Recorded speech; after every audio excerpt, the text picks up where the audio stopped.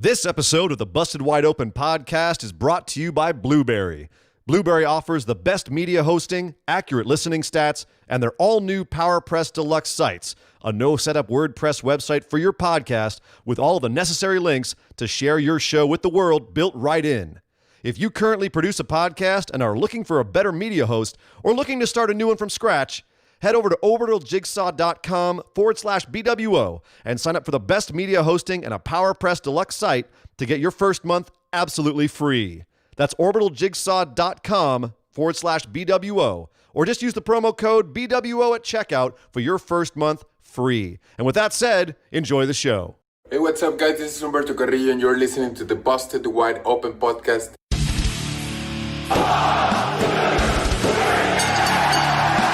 You're listening to the Busted Wide Open podcast, dropping the elbow on the hottest topics in sports entertainment and the world of professional wrestling.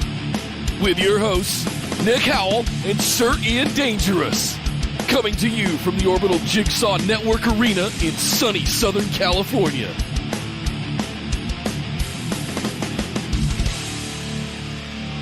Welcome back to the Busted Wide Open podcast, but if this is your first time joining the show, I'd like to welcome you to episode number 233. My name is Nick Howell. And wondering how long before we see, as a tribute to Edge now that he's back, a live sex celebration between Charlie Caruso and Angel Garza, I am Sir Ian Dangerous, and welcome to Busted Wide Open, where we talk about all of the wrestling and the sports entertainment and the graps and the haps and all of that good stuff. And we have a show for you today, where we're going to talk about Raw, Monday Night Raw, which happened last night. We need to discuss because we are on the road to Backlash, and it's another week and a half till then. One more Raw before we have Backlash. Backlash, so they had to set.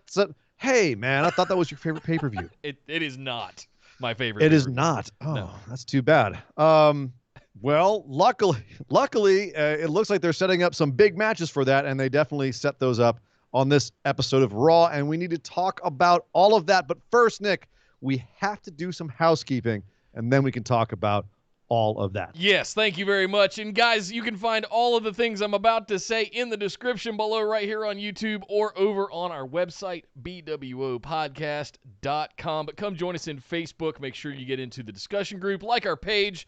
You can also follow us over on Twitter and Instagram at BWO Podcast. We stream live right here on YouTube every Tuesday at 8 p.m. Eastern and every Saturday at 3 p.m. Eastern at youtube.com/BustedWideOpen. Make sure you subscribe to the channel. Jingle that little notification bell too, because you'll get notified every day when we put up an episode of BWO Daily, which is right around 5 p.m. Eastern, 2 Pacific.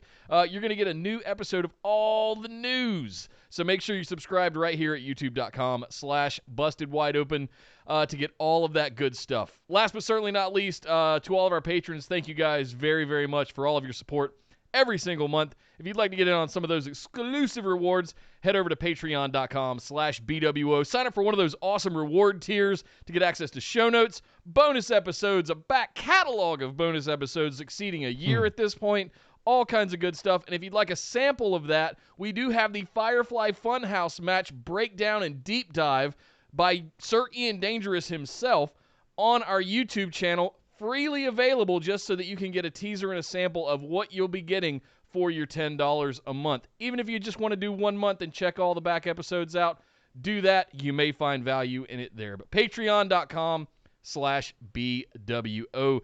And again, reminder, I hope you guys are enjoying the BWO Daily stuff. Ian and I are having a lot of fun doing that to get some content on the YouTube channel every single day. Will James was apparently scratching himself, saying that he wants more of it. Where can he find more of it? Heard, sir. We hear you. That's the kind of feedback we're looking for. I hope you guys are loving it. But Ian, like you said, we got to build a Backlash, and we got to go talk about Monday Night Raw. Well, it was advertised all week, the retirement of Rey Mysterio, and they luckily started walking it back a little bit and saying the supposed retirement of Rey Mysterio. They didn't just say it's the retirement of Rey Mysterio, because that would be disingenuous. That would be advertising something that's not actually going to happen, and a bit of trolling, kind of like the greatest wrestling match ever. Right. But that's neither here nor there, Nick, because we had at the top of the show Seth Rollins comes out of the back and proceeds to talk about Rey Mysterio and how he had to sacrifice himself for the greater good so that Seth Rollins could achieve his ultimate goal of being the one to lead Raw into the future.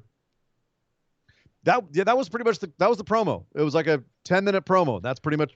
Was he trying to make a crucifixion reference? Except he wasn't the one that was getting crucified. So he's going to sacrifice Rey Mysterio to the fan like gods. Pontius Pilate coming out and being like, "I sacrificed Jesus for all of you. You're welcome. It had to be done because, I'm such a great guy." Kind of like that sort of thing. But, twisted logic is what makes a heel great. And this was very twisted logic. Yes. He even said he'd be honored to induct Rey Mysterio into the Hall of Fame, that was a great line. But, yeah, so we ultimately got into a match. Ultimately, we then ran into Aleister Black versus Seth Rollins. Aleister came hot out of the back and took out Seth and proceeded to beat him down. Okay, great. But, man, I love Seth's character. I love a lot of the stuff that they're doing with it and around it, with his disciples and with, or whatever they're called. And, with how he's pissing off a bunch of different people. And now apparently Aleister is like one of Rey's buddies and Rey is his mentor somewhere out of nowhere. At one point, Humberto Carrillo comes out of the back. They tried to stab his eye out last week and he came out to keep the disciples off of the match. And ultimately Aleister did get the pin. And this was a fantastic match. Yeah. Not pay-per-view level, but definitely like high level for a Raw. Yeah, I'm surprised it wasn't the main event, to be honest with you. Two great workers. But it was the way that they opened the show. Yeah. After you had this long, bloviating speech from Seth. And to be clear, Seth's great on the mic. He's a great talker. But and this is something that's been leveled against WWE for years and years and years, Nick, is why are you opening with people talking? And it's not even like they're giving a whole bunch of plot. It's just, they're just talking. Seth, you just pull his string on his back and he walks out to the ring and talks and talks and talks. Right. He's from the Triple H school of opening Raw, where if you give me a microphone, I can talk for hours. And that's pretty much what happened here. Remember when he was first a heel champ after WrestleMania 31, and he would come out and do that because he was with the Authority, and he'd come out and he would talk forever. This felt a little bit like that to me. Maybe I just had a little PTSD, but I was like, come on, guys, you could start the show hot. You know what I mean? Because the match ended with Seth and his boys beating down Aleister and Carrillo again. He stomped them both. Why not have the speech then? It's a good point. You had no way of getting to the match without. So Seth was basically discussing Rey, tearing down Rey, and Aleister couldn't. I can't take this anymore. I'm going out to the ring, right? So, and I'm just like, really? Right. Okay. I want more of Aleister Black and Murphy. I didn't know I would enjoy Seth Aleister as much as I did from a match perspective, but here we go again. Come on, how would you not? Those two guys are made to work together. I can't wait for them to work together more. Sure. Put some stakes on the line or something. But, he should be able to, really work through Theory and Murphy to get to... This is what we said about Brody Lee. But he's got to be the final boss. But that's the thing. Yes, agreed with Seth. He should be the final boss and being held back for that. And that's kind of, I think, one of the things that's making this feud between all these different parts kind of confusing is we've got essentially almost like two factions, right? Aleister, Humberto Carrillo, Rey, and now actually someone else in that faction too we might bring up in a second. But then you've got Seth and Austin Theory and Murphy. So it's 3-on-3. And with Rey out, now you have Aleister kind of stepping up into the main role. Yeah.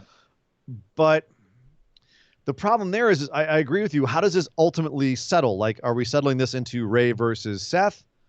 Or is it going to be something else? Let's talk about the fact that Rey was on the show later. They had an actual interview with Rey. He called in from his house and with his son Dominic. And his son Dominic's kind of pissed. Yeah. And Rey's not happy either. Rey also had a nice long speech where he talked about how, Seth, he's mad that his family had to go through this and see what Seth did to him. basically, like, you could have taken his speech from later and transposed it onto his Brock feud from last year, and it would have played exactly the same. Sure. It's pretty much the same thing. And sure enough, Dominic sits there, and when Ray takes off, Dominic doesn't leave, and he waits for a second. And he goes, "Seth, you're a man of scripture, an eye for an eye." And then he picks up and takes off himself. So it's looking like, and this is, of course, with backstage rumor as well, that Ray wants to get Dominic involved in wrestling. It looks like Dominic's going to get involved in this. Does he get involved in the same way he did with the Brock feud, where he does a couple of spots and then gets his ass beat? Or is he going to be the third member and Ray's going to be on the sideline? Because we still haven't heard if Ray's locked down his contract yet. So is Ray even going to be a part of this? He refused to say whether or not he was retiring in this segment. So they're keeping that up in the air. We have one more Raw till Backlash, Nick. They got one more Raw to land this plane. Where do you think things will settle by Backlash? Is it going to be Ray versus Seth? Or is it going to be 3-on-3, Dominic, Alistair, and Humberto versus Seth and his disciples? How are they going to make this make sense by the time they get to the pay-per-view? I love that you're consciously asking me this as if I'm not going to say something besides I saw this coming. Nick booking. Dominic. What about him? I think Dominic is going to don a mask. Right? Of course, I think he's going to get beat down first. He's going to don a mask and avenge his father. That's what I think. It may not play out exactly like Nick booking did, where him and Eddie they're going to argue over who his real dad is. Not that level of insanity. But yes, I think Dominic is going to be wrestling in a ring. Maybe not by Backlash. Maybe he gets his ass whipped, but then there's a return and he comes back and avenges his father. Maybe at SummerSlam. I don't know. I see Dominic getting in the ring at some point. Yes. I see him getting in the ring. I don't see him working a full match. All right.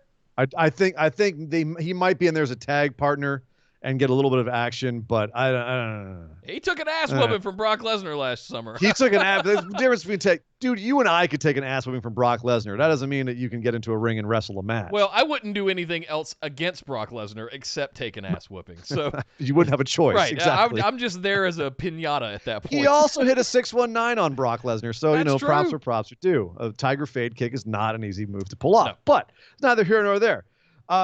In my opinion, Dominic almost kind of ruined this segment because the dude was not meant to promo. He's not a good promo yet.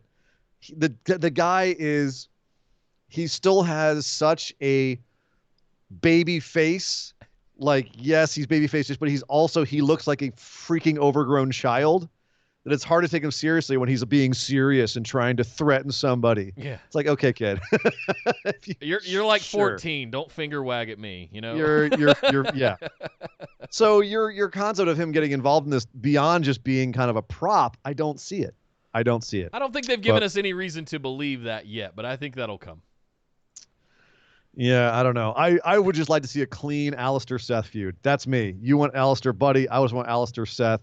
I thought Alistair winning over Seth here, even though it wasn't entirely clean, was a big thing for him. Like that's a significant. If you can get a win on Seth, that's a pretty big deal. I think so. They're definitely. I'm liking the fact that they're using him that way. I like how they're using Carrillo as well. Like the fact that he's involved in this means that they see something in him right now. So, yeah, I'm waiting to see it play out, but it still feels a little bit like they need to put those horses in the stable. That makes sense. Yes.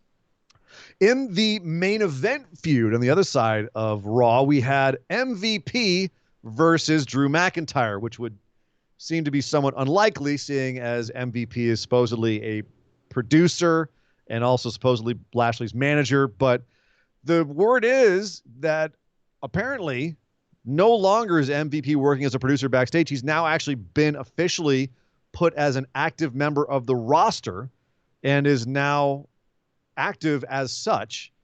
And even though he's working with Lashley, he's now a full-time talent. So, okay. All right. This got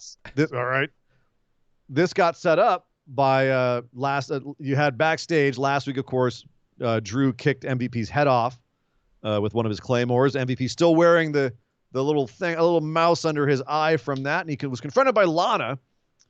They got heated because they don't like each other. And Lana said, you know what? You're leeching off Bobby Lashley to try to resuscitate your failing career. And he said, well, that's not true, but if it were true, then you know what? You'd be doing the same thing. She kind of stared at him for a second. Then she gave him a nice big slap, gave him a mouse on the other side of his face, so he matched. And then she was interviewed later and said, well, Lashley said I can't come out to his matches because I'm too distracting, because I'm too beautiful. But he never said anything about coming out to MVP's matches. And so later on, when we had MVP versus Drew McIntyre, out came Lashley with MVP, but then out came Lana as well. And that kept Lashley from helping MVP, who pretty much got roundly beaten down until the very end. And after Drew McIntyre kicked MVP's head off again, Lashley hopped in the ring to give Drew McIntyre the master lock. Excuse me, the full Nelson. I call it the master lock because I think that Lashley stole it from Chris Masters when he broke Chris Masters' master lock. Remember that? Yes. No? Yes. Nick? Yes? Yes. No? Okay. Yes, I get it. I'm calling it the master lock, from the Lashley lock from now on. Anyway, so that's how we went. I mean, it went off the air very abruptly, by the way, Nick. It went off the air with Drew wriggling around in the Lashley lock and unable to escape. And Lashley's beating up Drew McIntyre. We're out of time. Stay tuned for Robin Hood. That was it. Do you think this was a ploy to get everybody to jump over to Raw Talk? Because if it was, it didn't work. Maybe. It didn't work for me. I got didn't frustrated work. that they just But that's how cut it would have been TV. But that's on TV. Yeah, so you're not going to go straight to the app after that? I don't know. It felt like a very awkward ending. And it also was weird because the Lana thing didn't pay off. It wasn't like Lashley was distracted while MVP was getting beaten. He was distracted at the beginning of the match. Yeah. So the whole thing felt very strange. I think I see where they're going with it. Like, ultimately, Lana's going to cost Lashley something here. But I guess the thing I need to ask you, Nick, is in this feud right now, we're trying to establish Drew McIntyre as a strong champion. Does Lashley look like a worthy opponent right now? Because he looks like he's strong enough to face Drew, but his head's not in the game. So is he worthy right now, like the way that they're setting this up? I'm at the with point. all the other stuff? Yes, but I feel like MVP is kind of getting in the way. Yeah, so I look at MVP a lot like I look at Heyman. Look at Brock, look at Lashley. Neither of them really good on the mic. Both giant specimens of human beings. Paul Heyman is the mouthpiece and begs off when he gets threatened. I'm just an advocate. Right. So we saw that in the past with like a pallbearer or somebody like that, right? He just begs off. Oh, don't touch me. MVP getting in the ring, I think, is the weird thing here. Why is your advocate and your coach getting in the ring to have a match with a guy that you're preparing to face in a week? Yeah, and it was weird that it was supposed to be a competitive match. And the thing is, MVP actually, to me, is the linchpin that's making all of this work. He's selling Lashley really hard. He's making us believe that he could turn Lashley around. Yeah. Between his promo work and the beatings he takes and everything else, like that's working. But it makes you scratch your head why this match had to happen. Yeah. Hey, it did seem odd. It did. I gotta catch up. We're behind. A couple of super chats I want to call out. Yes. Line Drive with the $5. Thank you, man. Dominic's sir. face looks like it hasn't aged since the custody angle, and then he ate his dad. Damn, dude. Which one, Eddie or Ray? The mystery is yet to be solved. That's hence where Mysterio comes from. Also, thank you very much, Kyle. Next up, Josh, $5 in the super chat, says, because I got a minute at work to jump on and say hi. How you doing, Josh? Thanks for joining us, man. Hat tip to you, sir. Appreciate the $5. Thank you sir. very much, man. All right. Thank you. So where were we? Sorry to interrupt there. Had to No. dues. Super chats are super chats. Yeah. Yes, absolutely. And I think the only thing I've got left to say about all of this is just, the Lana angle on this as well. Like, there's a lot of moving parts here. None of them are Drew. Drew is just kind of like, all right, come at me with whatever.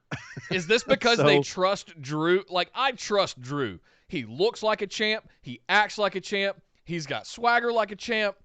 He looks phenomenal carrying that belt around. And we've been excited about it since December when he first turned and then went and won the Rumble and all that stuff. I love Drew McIntyre as WWE champion. I don't think there's any way I think they're trying to figure out what to do around him. That's exactly what I'm saying. Yeah. Is I feel like this is trying to create a whole bunch of other things going on around him But I think part of the problem is it doesn't directly involve him. He doesn't care if he fights Lashley or MVP. Like, he's kind of peeved at Lashley, but he's not like really mad at him. But Lashley's wife comes out and Drew just kind of goes, "Ha, that's you're having marital problems, are you?" Like he's like, whatever. Drew laughing as Lana came out, looking at Bobby and going, it just gives me life. I love that. But that's kind of what I'm saying, though, is like, are we supposed to be afraid for our champion right now? Like, I'm not. No. There's this whole dog and pony show. It's like a whole dog and pony show on like a sideshow going on with Lashley. Again, at the end of the day, Nick, I think Lashley's a great opponent for Drew. Absolutely great.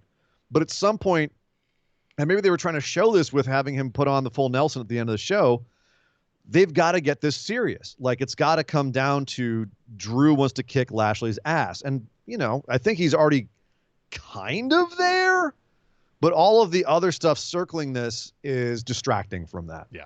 And unless they're going to like land this with an angle that's going to help Lashley and Drew get to a bigger, stronger place later on, which I don't see the trajectory of that right now. No. Then I worry about all of this. Yeah. I like the detail work. I like the fact that Lana and MVP don't like each other, and that's playing into, like, I like that as a story, but it's not helping Drew and Lashley and why they want to fight. No, if anything, it's distracting away from that. Exactly. Yeah. So, lots of fighting on another part of the show. We actually started off with Apollo Crews coming out as your new U.S. champion for his first time entering as a champion in WWE. Very cool, very deserved. And he came out and said he's a fighting champion. He's feeling very excited, very humble. But that the first person he wants to challenge is Kevin Owens. And last week, Kevin Owens got blindsided by Angel Garza and lost a match to him. And Kevin came out and said, "I hope you're not giving me this match because out of pity or anything." And Apollo said, "No, absolutely not. You deserved it." And Kevin Owens said, "Okay, man, then all I do is feel a little bit sorry." And Apollo said, "Why do you feel sorry?" And Kevin Owens goes, "Because you're going to have a really short title reign." Ha ha! Because I'm going to take it right off of you. And then they start to have a great match. They start to have a damn banger of a match. Nick, with Apollo gunning for Kevin's busted knee, which Angel Garza used last week to take him out. Right. But before we could get to a proper conclusion, out come Angel Garza and Andrade and Zelina, and they interrupt the match. And then we go to a commercial, and we come back, and we're in a tag match with all four of them. Like, what? We were having a title match. What? Why? How? Why? Huh? So obviously not the first time we've ever seen this, not our first rodeo. This happens. They don't want to have a clean finish in a title match. And we go into a tag match, which, I'm sorry, Nick, it still feels underwhelming when they do that. Yep. It takes like, all the air out of what could have been a banger match between Apollo Crews and Kevin Owens. And it was starting to look like that. Yep. It was starting to look like it was turning into a really freaking good match. And I was actually I was bummed that they turned it into a tag match. Even though the tag match itself was also a very exciting match, I was less interested in it because it wasn't a title match. I was genuinely, all right, how are they going to get out of this? Oh, they're going to get out of this by having some sort of screwy finish. You gave me a chocolate ice cream cone, and I was really excited about it. And then you took it away from me, and you handed me a vanilla one. And I went, right. But it looks like they're trying to build up. They're continuing the feud with Andrade and Apollo, and they're continuing it with Angel Garza and Kevin Owens because at the end, Garza took out Kevin's leg again on the outside, but Apollo trapped Andrade inside, gave him a sit-out powerbomb for the 1-2-3, and beats him 2 weeks in a row.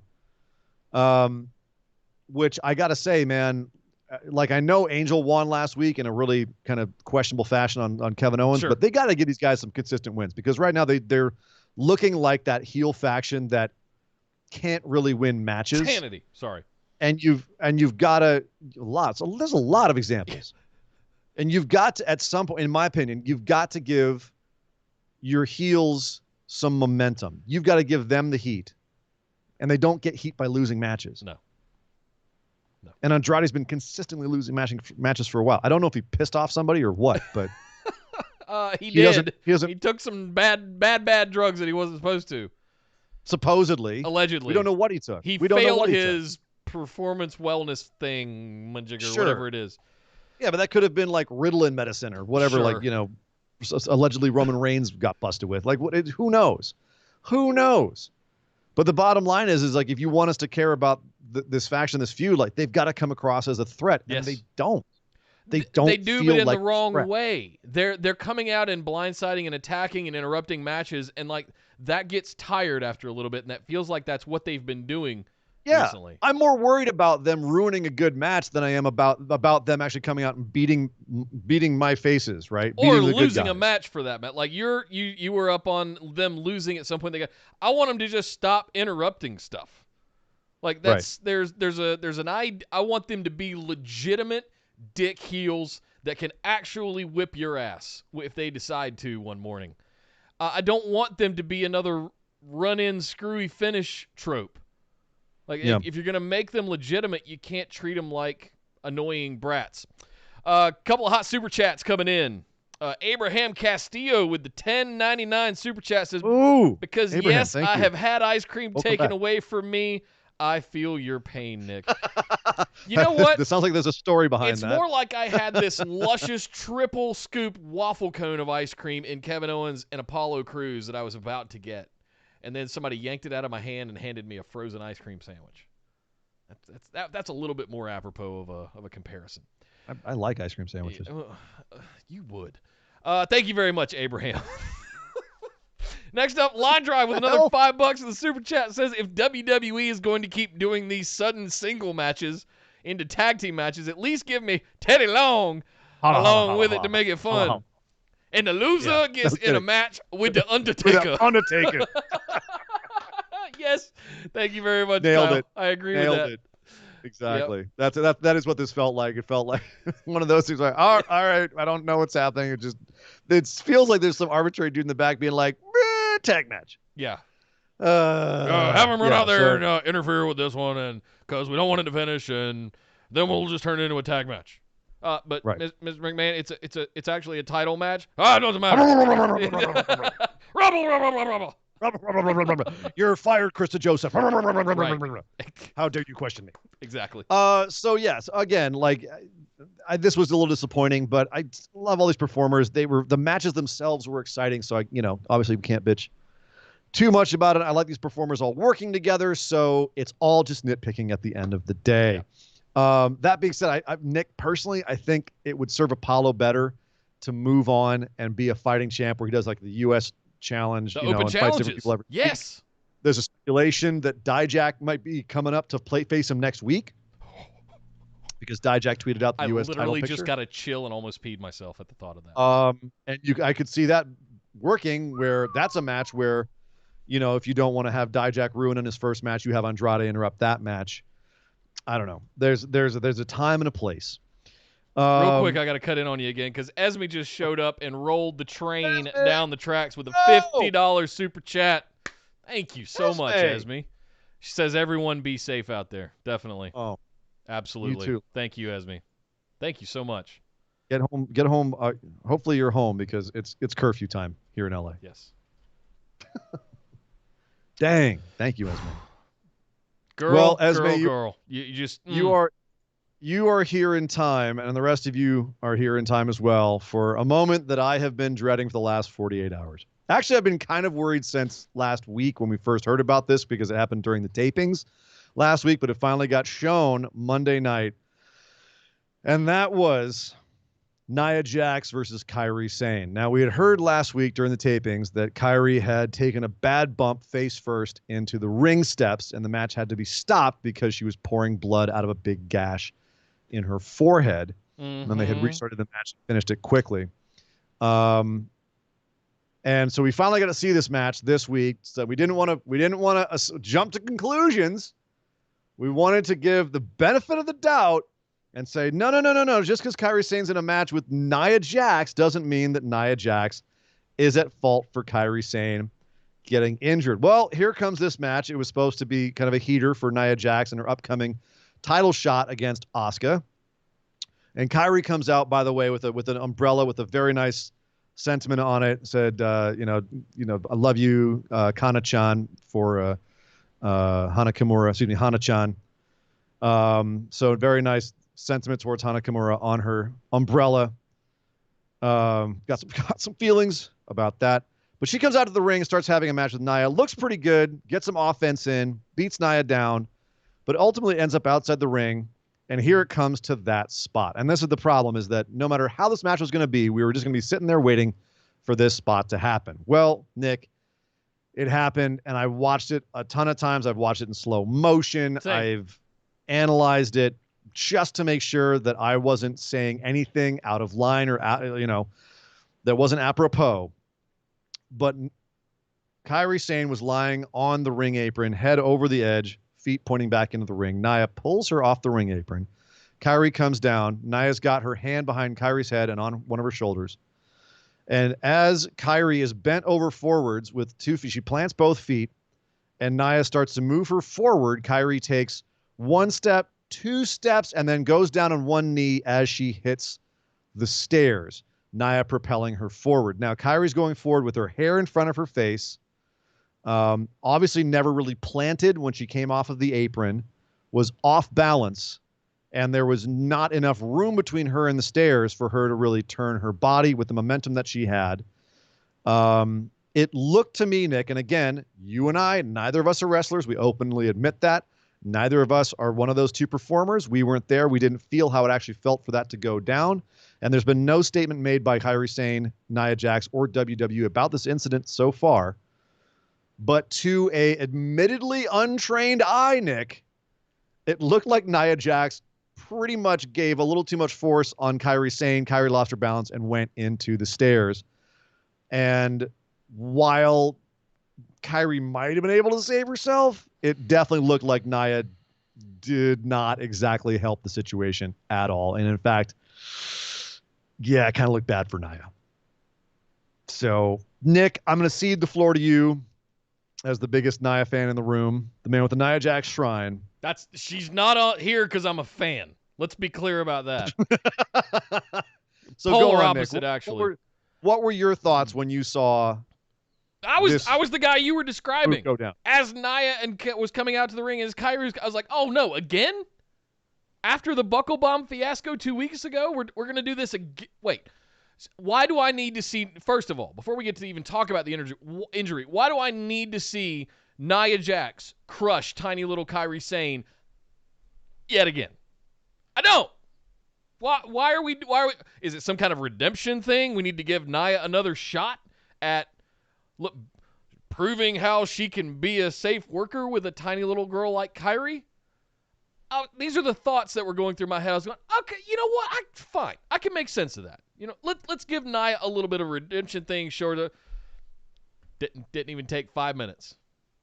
She's whipping her around in the most awkward looking Beal by her hair, which looks awful. I'm waiting for her to one day to do that and come out with handfuls of hair. Right? And then the whole thing, like the smashing of her face on the apron. I'm wondering if Nia, and I've said this before, and I mean this genuinely, I wonder if Nia does not recognize her own strength granted to her by her size. I mean that. I wonder if she does not understand how the physics of how to control that. And that when you throw somebody like that, you're mostly just hand on the small of the back, kind of guiding their movement. So normally, that's what it should be. Normally, when we see somebody get thrown into the barricade, into the stairs, into anything, it's a sort of shoulder somersault roll that they're doing, and it looks like they're helping them. Yeah. She legit threw Kairi like a damn javelin head first into the stairs. That might be overstating it. It definitely looked like she put force on Kairi that made Kairi go off balance and stumble, and then couldn't control her fall well. And Kairi may have been trying to do a good, sell and just took it weird. So it may be something where you could say, okay, Kairi didn't take the bump the way that she tried to take it too hard. Kairi's a tough lady. Yep. And I've seen her intentionally take bumps hard to make it to sell it well and to look good. And that could have been part of it. Definitely was not how you should have been doing this move. as from what I can tell from everything that I've watched in the thousands and thousands of hours of wrestling that I've watched, this didn't look how you're supposed to do this move. No. But again, we weren't there, so we can't officially say one way or the other. We're just saying it looks bad. It looks really bad. I've watched it frame by frame probably 10 times back and forth, just trying. And I agree with you. It looked like there was a stumble, but it looks like it's because Nia was legitimately driving, not the other way around. Like she was driving her. She propelled her beyond what Kairi was intentionally doing on her own, is what it appeared like, for sure. Nick, over in the super chat, they're having a bit of talk about ice cream because that's more of a fun conversation than talking about Kairi getting busted in the head. I missed all the talk about ice cream because I was on my Well, soapbox. we said you might need some. We said you might need some ice cream after that rant, which you might. If you need a waffle cone, Nick, we can help you. $2 from Brad Shepard. Thank you very much. The good Brad Shepard, by the way. It's our Brad Shepard, not the other Brad Shepard. So, hi, good Brad Shepard. $2, he says, because Oreos are the best. I don't know where that came from, but Oreos are pretty awesome. If you haven't tried the chocolate marshmallow Oreos yet, you're missing out. Oh my God. Oh, they're so good. I like sweets. If that wasn't obvious at this point. We've calmed you down with talk about Oreos. This is great, actually. Yeah, I've completely forgot that there was a giant woman standing behind me who hurts people. Yeah, staring at you and wanting to hurt you. Right. So yeah. So we had that match. Kairi gets hurt. They obviously edit the crap out of the end of this. So we never see any blood. She gets thrown back in, leg drop, match is over. Asuka comes out, stares down Nia. Nia takes off. Think that's it. But then, of course, we have a champion versus champion match later in the evening. Charlotte versus Asuka. Storied rivalry there, which Charlotte seems to usually win. But again, this match, another match, Nick, on this show, that is an absolute baller match. These ladies are hitting the crap out of each other. Incredible transitions into different submission moves from Asuka. Lots of great work here. But ultimately, Asuka gets super kicked off of the apron to the outside. And as she recovers, her music hits, and out comes Nia Jax to Asuka's music, wearing Asuka's mask, and underneath she pulls it off to reveal Asuka's face paint. And Asuka, as she always does when something like this happens, James Ellsworth and Carmella match, she freezes and is sitting there going, "Nani?" Before Nia Jax hits her, knocks her down, beats her up, throws the mask down on her, and walks away. The match is thrown out, and that's that. So I'm not sure, Nick, what the intention of this was. I mean, obviously, they're trying to build for Asuka and Nia, but as far as the Charlotte match, were we trying to just establish that these two have an ongoing rivalry because it's going to come back around later? Were we throwing out the ending to try to leave it open so that we're all like, our appetite is wet for that later? Or was this to make us more mad at Nia because she interrupted a great match? What was the intention with having this go the way that it did? Have they booked the women's match, the championship match from the Raw Women's Championship match for Backlash yet? Because I have a gut hunch it's going to end up being it's Asuka Nia. Yeah. All right. Yeah, it's official.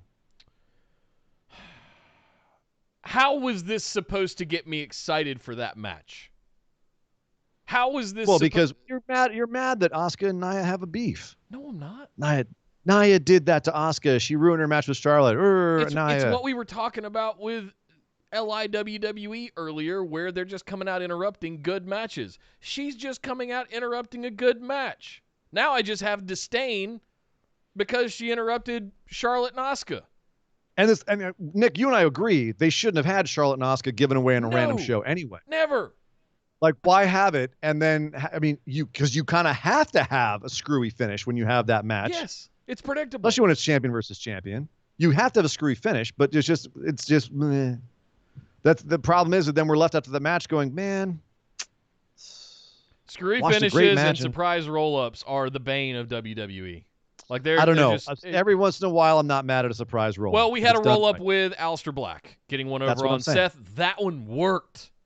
Like, it worked, and especially because Seth sold it so perfectly Yes. afterwards. Like, I can't believe this happened. they were grappling. He had him in a triangle. It ended up getting rolled. Like that worked. I loved that.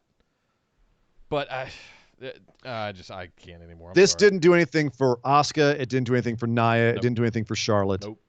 No one came out looking better. If anything, it's just we reestablished that like you didn't need this. You had Nia beat Asuka's best friend earlier in the evening. What you're doing here is redundant. This is redundant, and it's ruining a match that should be a pay-per-view match. Yep.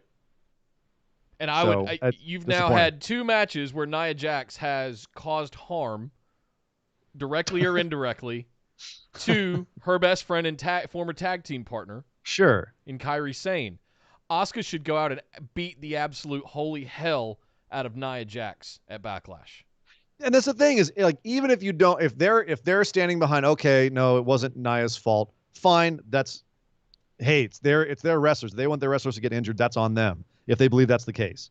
If they believe it's not, and we're not seeing something, then okay, that's also their prerogative. But if the perception is, I mean, and they've done this time and time again, and not always tastefully, but if that's the perception that Nia Jax is injuring Kairi Sane, we know Kairi's fine. She's fine. Why not turn the ship that way and say, Nia has injured my friend time and time again. I'm going to kick her ass. Yep. That's great hot feud stuff. Yep. Not she interrupted my match with Charlotte and dressed up like me. Right. That's 12-year-old That's stuff. not that's Vince stuff.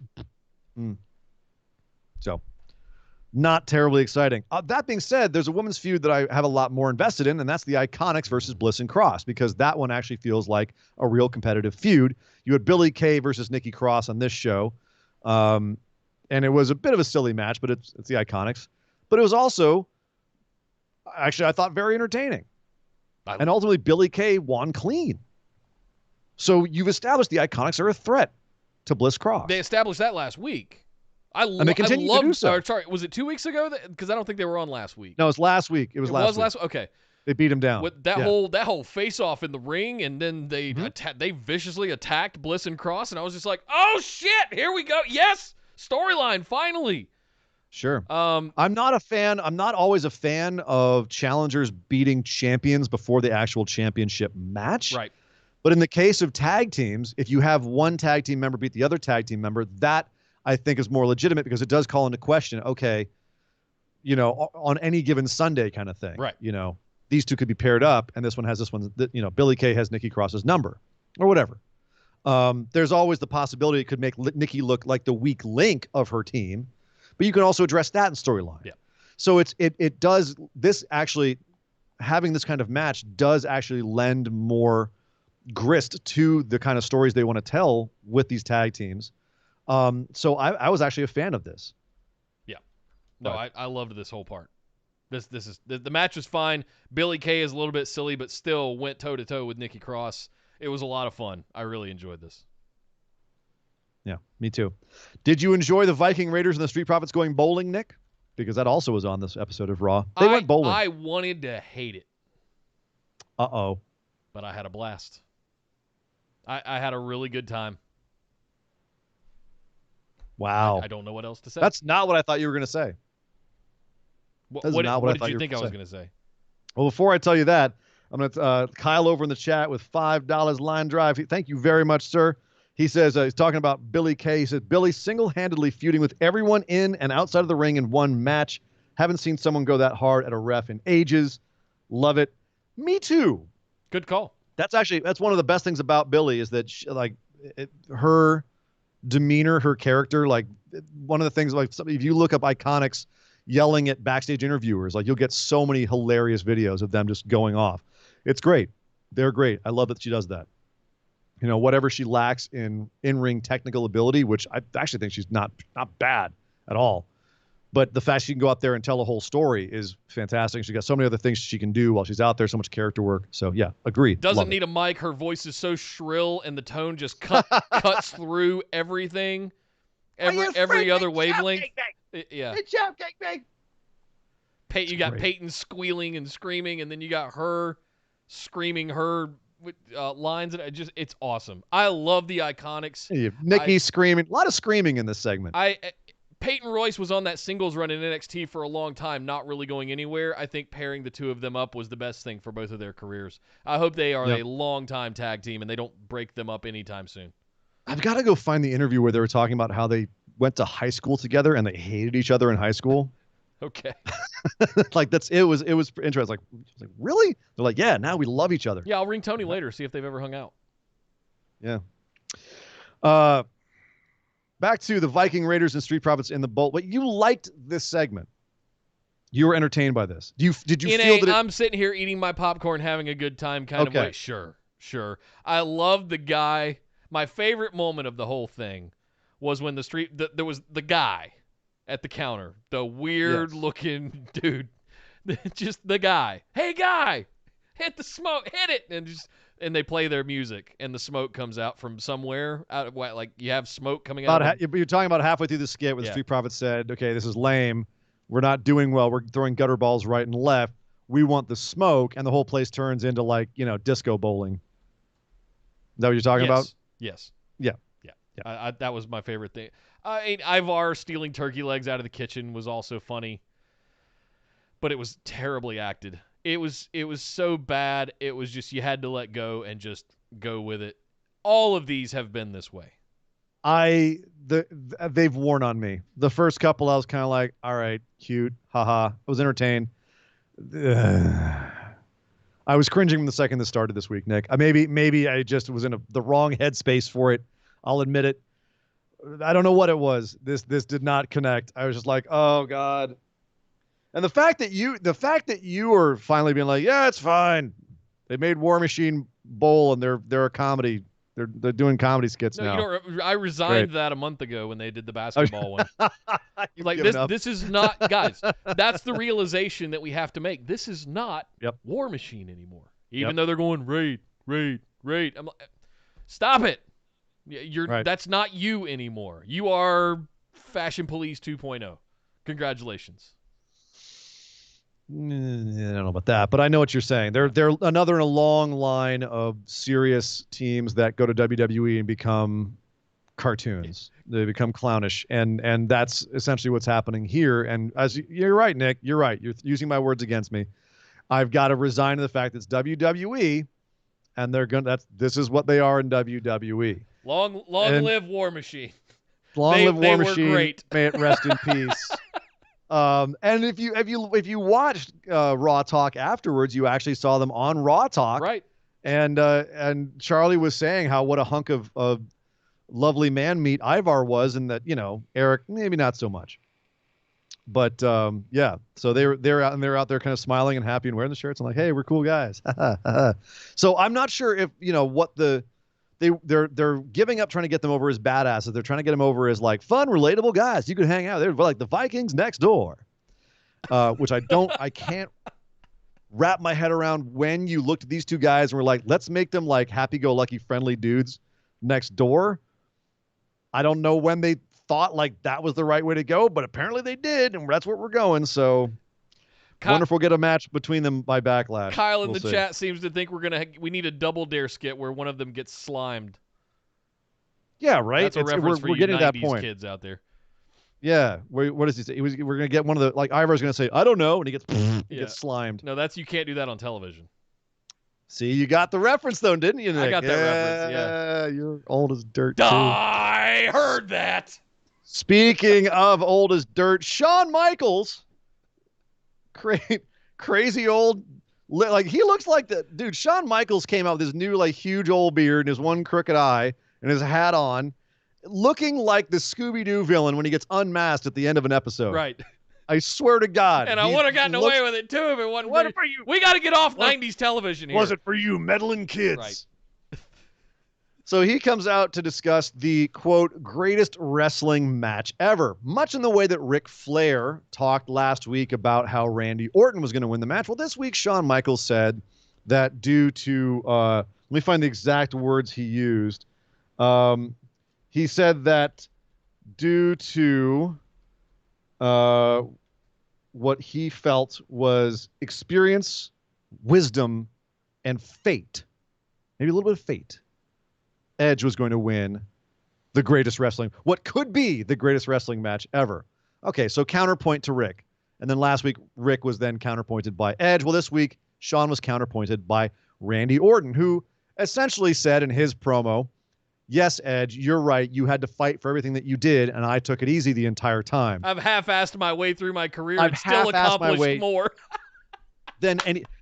Pretty much basically said what a lot of people have said about him, which is Randy Orton, if he had really tried, imagine what he would do. He pretty much admitted, he's like, yeah, I half-assed my way my entire career. Who knows whether it's kayfabe or not? He truly believes it, but they got him to say it. He said, I half-assed my way through my entire career, and look, I'm 14-time champion, youngest ever champion. Ric Flair says I'm one of the greatest wrestlers to ever wrestle up boots. Imagine when I actually try. And I got visions of Orange Cassidy. Right. And in this match, Randy Orton's going to try. So Randy's saying, that's right, Edge, I baited a trap for you, which you walked right into. So yes, bring your grit, bring all your, childhood dreams. And I'm Randy Orton. I'm just going to go out and kick your ass because that's what I am capable of doing when I want to. Which, okay, I like that angle. But should this just be talking heads? And the fact that they are really driving home this greatest wrestling match thing. We'll get some physicality next week on the Go Home Show. But yeah, this was fine for me the last couple of weeks. Yeah, it was all right. It was a treading water a little bit. It was a building beef and trading jabs and things like that. I'm okay with You think this is going to be like an Edge and Randy Orton face to face? You think that's going to happen next week? Maybe we'll do a contract signing. Oh, God. With Jerry the King Lawler. Oh, no, wait. Samoa Joe. Nick. Okay, that would be a little better, but don't put that evil on any of us. Not. Please. King has Wish King came has done his true. contract King signings. gone. Samoa Joe here. I don't want to curse that in any way. And Joe is here. It looks like he's here to stay for now. They're going to reassess when he's done being injured. He's also hosting Raw Talk. Mwah. Yes. Mwah, mwah, mwah. Oh, Joe. Although I've got to tell him to stop using the word decimate. I don't think he knows what it means. Nia Jax is decimating Kairi Sane. She's taking 1/10 of Kairi Sane? I don't understand. Sorry. Yeah, nerd. Yeah, words. Yeah, words have meaning. You know the real meaning of decimate. Yeah. And that's Monday Night Raw, Nick. That was it. That was the show. I kind of felt like it was treading water. Some very good action, but not a whole lot of outcomes and not really any major shifts in direction across the board. The one last thing I want to say about the Edge Randy Orton thing and Shawn Michaels specifically is that the irony was not lost on me that they had the guy who many consider to have had the greatest wrestling match of all time in him versus Undertaker at 25. Out here saying Literally greatest wrestling match ever. Literally every match that Sean mentioned that he'd been in, I'm like, this is not going to be They're that 100 times better than this match stands to be. Like Edge and Randy Orton could go out there and put on an absolute barn burner, and they're not going to come close to any of the matches Sean just mentioned. Right. That irony was not lost on me. It made me eye roll so hard I almost fell off the thing. And I'm just proud that Shawn Michaels, in his new glorious, glorious beard that he's growing out, I love it, was able to keep a straight face as he was saying all of those things about this match.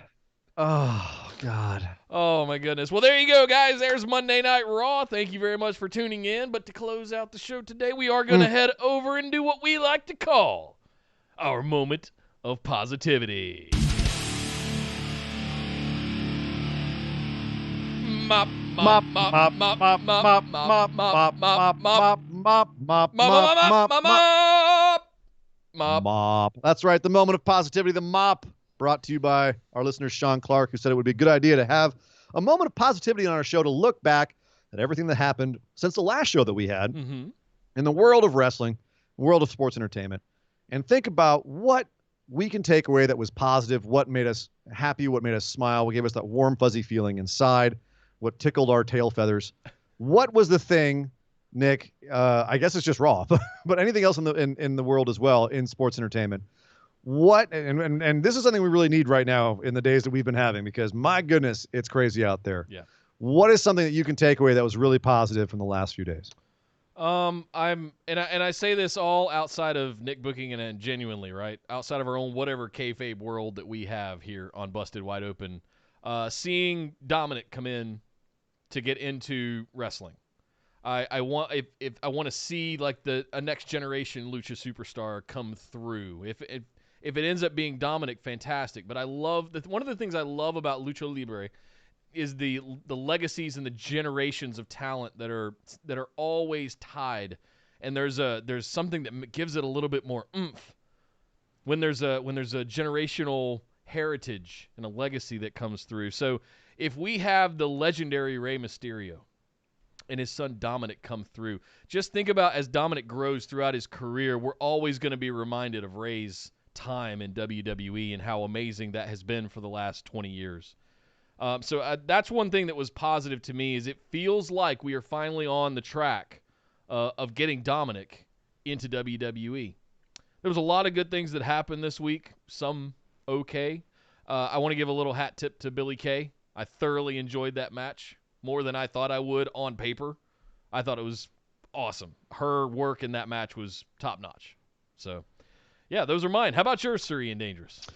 You know, honestly, like, this is not something that we normally dip our toes into on this show, so bear with me here. But I've got to say, if there was one thing that really warmed my heart over the last few days, and there's been a lot of these, but this was specific just because, you know, having watched the guy for nearly 20 years now and seen his ups and downs and seen a lot of the ways that he's kind of gone back and forth in people's perceptions and in just being on the right side of history and the wrong side of history. We just mentioned him, Randy Orton. Watching him on Twitter when everything's been going down over the last few days. Get on Twitter and be one of the many, many, many WWE superstars that, you know, put up the hashtag Black Lives Matter.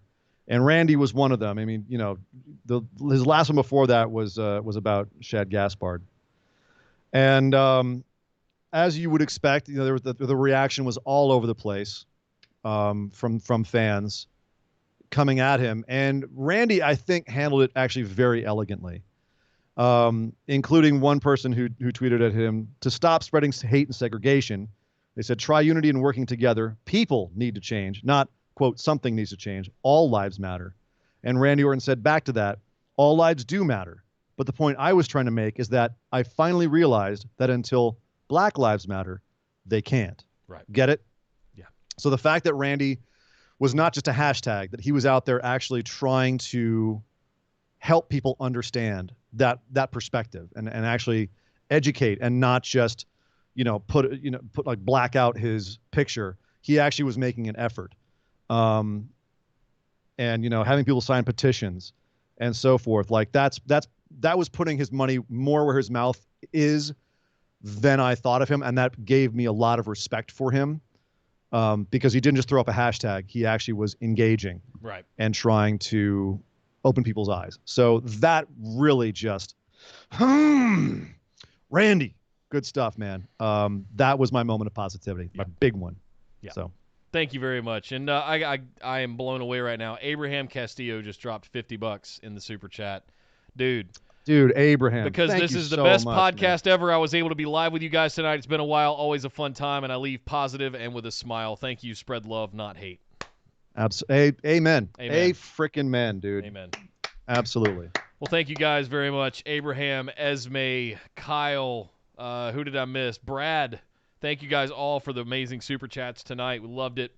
And thank you guys for hanging out with us live tonight. It was a blast. I know there's a lot going on in the world right now, but thank you guys for making time for us to talk a little bit about wrestling and as maybe just a reprieve for an hour. So we appreciate that, and thank you for joining us.